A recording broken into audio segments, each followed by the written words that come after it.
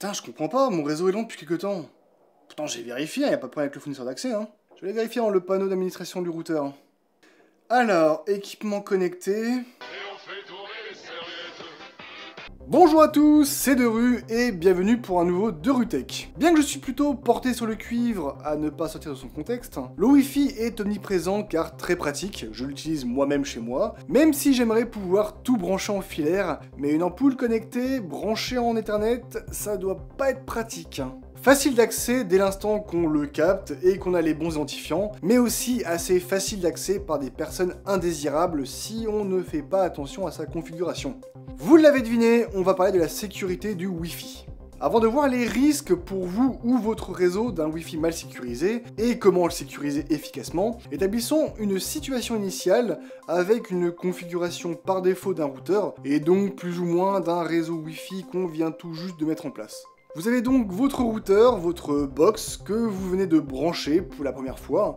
À tous nos amis qui, comme moi, ont leur propre routeur perso, cette phase initiale n'est pas vraiment orientée pour vous. Désolé. Et pour vous connecter au Wi-Fi, il vous suffit juste de vous référer à l'étiquette, généralement collée derrière la box, sur laquelle est noté le nom du réseau Wi-Fi et le mot de passe. Si ce n'est pas sur une étiquette, ça peut être affiché sur un écran de la box en faisant défiler différentes informations. Et donc là, normalement, tout se passe bien, vous êtes connecté à votre réseau Wi-Fi, et vous pouvez même prendre la liberté de jeter les papiers de la box qui ne vous serviront plus. Bon, là, c'est déjà une première erreur, mais on y reviendra plus tard. Déjà, on peut se dire qu'on a de la chance en 2023, puisque les mots de passe Wi-Fi par défaut ne sont plus chiffrés avec le protocole WEP par défaut, mais avec du WPA ou WPA2. La différence entre ces protocoles de chiffrement, c'est que le WEP est assez facilement craquable avec des outils comme AirCrackNG, et malheureusement, c'était le protocole de chiffrement par défaut pendant très longtemps. Maintenant que le réseau Wi-Fi, et donc votre réseau local filaire aussi, parce que c'est le même, par défaut, votre routeur ne déploie qu'un seul réseau domestique, est en place, quels sont les risques et signes qu'un individu indésirable est présent sur votre réseau ? Déjà, à ma connaissance, je ne vois que deux moyens pour que quelqu'un squatte votre réseau, soit une présence physique avec un téléphone ou un ordinateur, soit logiciellement via un malware, une backdoor ou l'exploitation d'une faille. Spoiler, l'un des deux cas est plus facile à traiter et c'est ce cas-là qui nous intéresse ici. Pour le second, la solution c'est un antivirus à jour, des logiciels à jour et un système d'exploitation à jour. En termes de risque, c'est globalement les mêmes que si vous étiez infecté par un malware. Vous pouvez vous faire voler des données, surtout si le partage de fichiers entre PC sur votre réseau est mal configuré et est accessible à tous les équipements. Votre réseau pourrait être utilisé pour du téléchargement illégal en toute impunité par des malandrins. Et évidemment, il pourrait être utilisé pour la réalisation d'actes de cybermalveillance, car même si elles ne sont pas réalisées par un de vos appareils, c'est votre IP qui est utilisé. Il y a plusieurs éléments qui peuvent vous mettre la puce à l'oreille qu'il est probable qu'un parasite squatte allègrement votre connexion, comme par exemple des pubs ciblées qui changent sans raison apparente de votre part. Même certains navigateurs internet vous proposent de vous connecter et donc de garder en mémoire vos préférences et les catégories de publicité qui vous intéressent, voire même directement via les connexions des comptes Twitter, Facebook, Google, TikTok. Certaines publicités sont uniquement liées à votre navigation actuelle. Donc si les pubs deviennent un peu bizarres, c'est que quelqu'un ayant la même IP que vous fait n'importe quoi. Parce que même si la plupart du temps, les connexions via des comptes GAFAM permettent de ne pas se retrouver avec des pubs plus orientées vers les autres membres du foyer, l'IP publique en sortie de votre routeur, en gros celle avec laquelle vous accédez à Internet, je crois en avoir parlé dans une précédente vidéo, peut-être même celle sur le réseau, est unique à votre réseau, même si en fonction des fournisseurs d'accès, elle peut changer à fréquence régulière. Et donc, certaines publicités vont juste se focaliser sur l'IP et pas sur un compte en particulier. Vous pouvez également constater des ralentissements sur Internet qui seraient dus à une forte consommation de bande passante par l'individu indésirable, par de nombreux téléchargements ou envois de données, ou même par un minage de crypto-monnaies. La réputation de votre IP peut être fortement affectée si de trop nombreux signalements d'actions malveillantes ou d'envoi de mails de spam ou phishing depuis votre IP sont faits. Cela peut se traduire par la mise en indésirable des mails légitimes que vous pourriez envoyer, ou le blocage pur et simple de votre IP par de nombreux sites et services. Et pour finir, même s'il reste sûrement de très nombreux signes de pénétration sur votre réseau, il faut bien savoir s'arrêter un moment. Si vous avez des appareils connectés avec des identifiants par défaut, se référer à ma vidéo sur Mirai, il est possible de constater des activités suspectes dessus.